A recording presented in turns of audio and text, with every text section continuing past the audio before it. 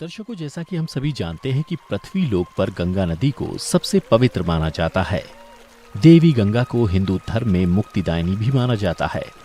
आज के इस एपिसोड में मैं हाजिर हूं देवी गंगा के पृथ्वी पर अवतरण की कथा लेकर, जिसका वर्णन वाल्मीकि रामायण में किया गया है। तो आइए मिलकर जानते हैं कि देवी गंगा कैसे और क्यों पृथ्वी लोक पर अवतरित हुई। नमस्कार दर्शकों, द डिवाइन टेल्स पर आपका एक बार फिर से स्वागत है। महर्षि वाल्मीकि रामायण के बाल कांड में वर्णित कथा के अनुसार पौराणिक काल में प्रभु श्री राम के नगर अयोध्यापुरी में सगर नाम के एक राजा हुआ करते थे। राजा सगर ने 2 शादियां की थीं, किंतु वे संतानहीन थे। राजा सगर की पटरानी का नाम केशनी था और केशनी राजा विदर्भ की पुत्री थी, जबकि सगर की दूसरी रानी का नाम था सुमति, जो राजा अरिष्टनेमि की कन्या थी। जब काफी समय तक राजा सगर को दोनों पत्नियों से कोई संतान की प्राप्ति नहीं हुई, तो एक दिन वे अपनी दोनों पत्नियों को लेकर हिमालय के भृगुप्रस्रवण नामक स्थान पर पुत्र की प्राप्ति के लिए तपस्या करने चल दिए और वहां पहुंचकर वे अपनी दोनों रानियों के साथ महर्षि भृगु की तपस्या में लीन हो गए। कुछ समय बाद महर्षि भृगु उनकी तपस्या से प्रसन्न हो राजा सगर और उनकी दोनों पत्नियों के सामने आए और उन्हें वर दिया कि उन्हें अनेक पुत्र प्राप्त होंगे, परंतु साथ ही ये भी कहा कि राजा सगर की दोनों पत्नियों में से केवल एक पत्नी केवल एक पुत्र को जन्म देगी, जो उनके वंश को आगे बढ़ाएगा, और दूसरी पत्नी से राजा सगर को 60,000 पुत्रों की प्राप्ति होगी। यह सुन दोनों रानियों ने महर्षि भृगु को प्रणाम करते हुए पूछा, हे भगवान, ये तो बताइए कि हम दोनों रानियों में से कौन कितने पुत्रों को जन्म देगा। तब महर्षि भृगु ने कहा कि यह तुम दोनों की इच्छा पर निर्भर है। महर्षि की बातें सुनकर रानी केशनी ने वंश को बढ़ाने वाले एक पुत्र की कामना की और रानी सुमति ने 60,000 पुत्रों को जन्म देने का फैसला किया।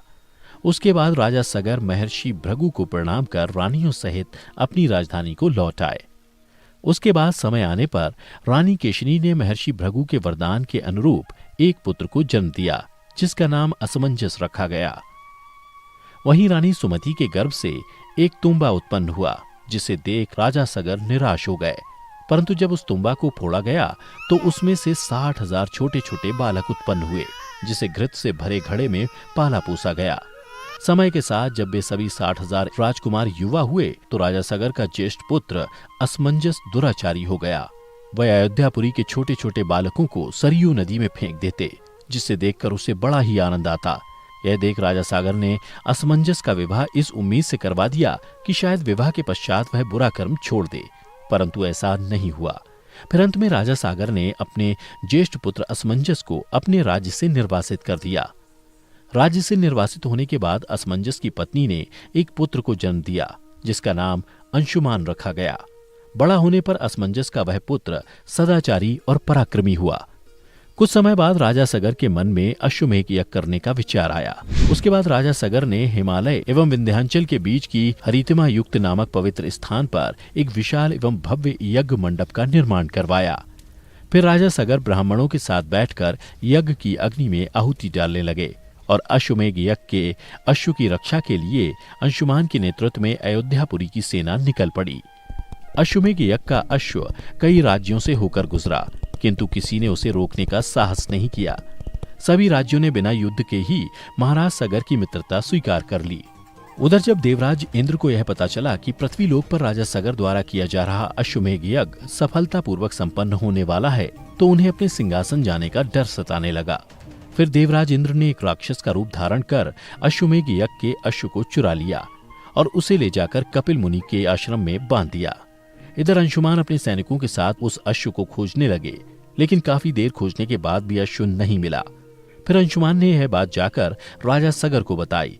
तब राजा सगर ने अपने 60,000 पुत्रों को आदेश दिया कि तीनों लोकों में अश्वमेध यज्ञ का वह अश्व जहां कहीं भी हो, उसे ढूंढ कर लाओ।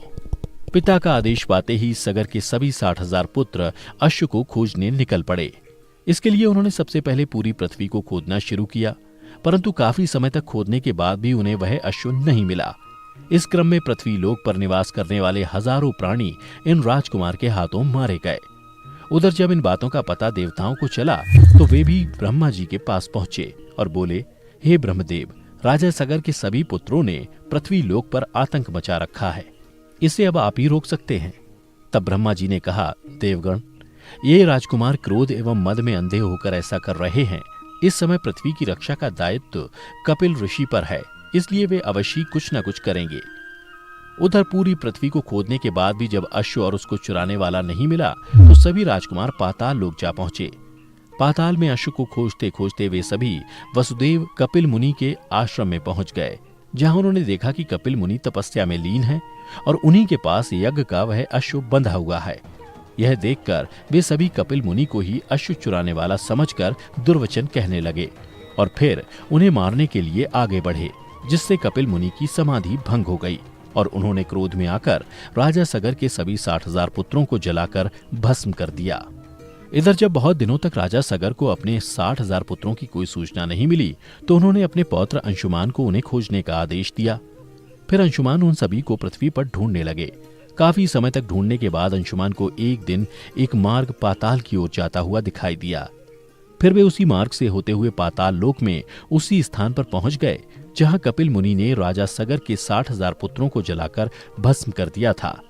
वहां पहुंचकर अंशुमन ने देखा कि वहां उनके चाचाओं के जले हुए राख के ढेर हैं और सामने है यज्ञ का वह अश्व जो बंधा हुआ है।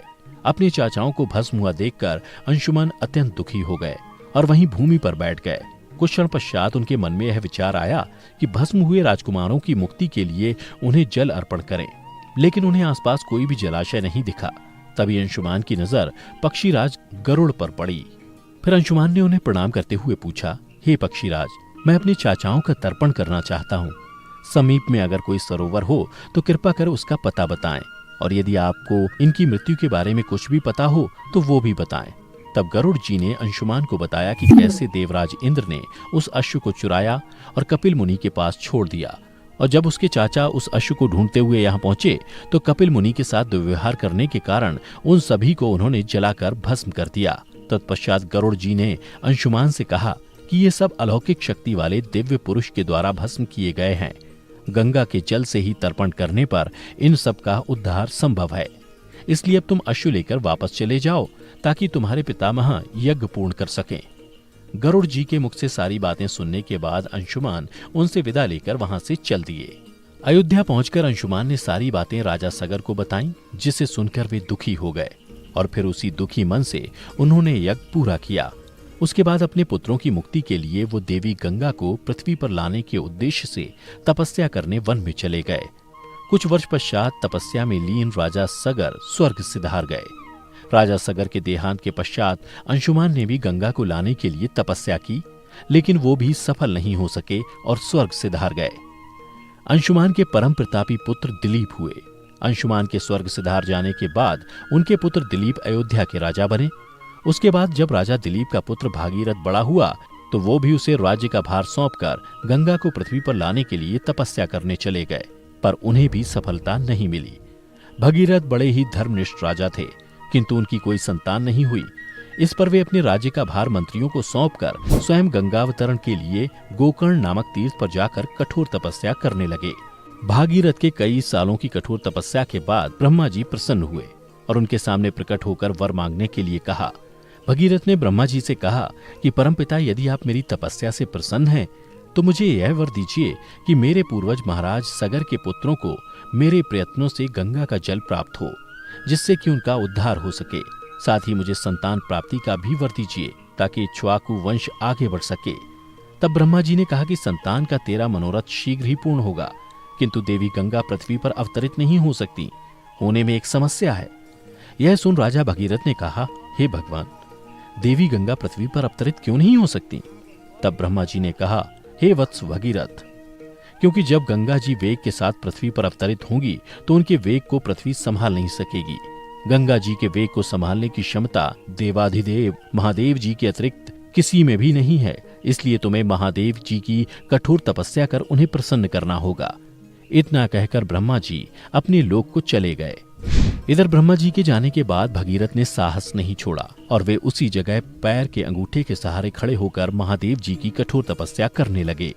फिर 1 साल बाद देवादिदेव महादेव राजा भगीरथ की तपस्या से प्रसन्न हुए और उन्हें आशीर्वाद दिया और बोले, वत्स भगीरथ, हम तेरी मनोकामना पूरी करने के लिए गंगा जी को अपने मस्तक पर धारण करेंगे उधर जब इसकी सूचना देवी गंगा को मिली तो वे क्रोधित हो उठी, क्योंकि वे देवलोक से कहीं जाना नहीं चाहती थी।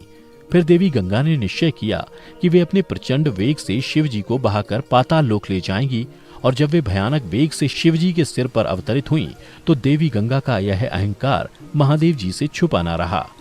महादेव जी ने गंगा की वेगवती धाराओं को अपनी जटाओं में उलझा लिया। गंगा जी अपने समस्त प्रयत्नों के बाद भी महादेव जी की जटाओं से बाहर न निकल सकी। गंगा जी को इस प्रकार शिव जी की जटाओं में विलीन होता देख भगीरथ ने फिर शंकर जी की तपस्या की। भगीरथ की इस तपस्या से प्रसन्न होकर भगवान शंकर ने गंगा जी को हिमालय पर्वत पर स्थित विंदुसर में छोड़ा। छूटते ही गंगा जी 7 धाराओं में बट गईं। गंगा जी की 3 धाराएं राधनी, पावनी और नलिनी पूर्व की ओर प्रवाहित हुई। सुचक्षु, सीता और सिंधु नाम की 3 धाराएं पश्चिम की ओर बहीं, और 7वीं धारा महाराज भगीरथ के पीछे चली।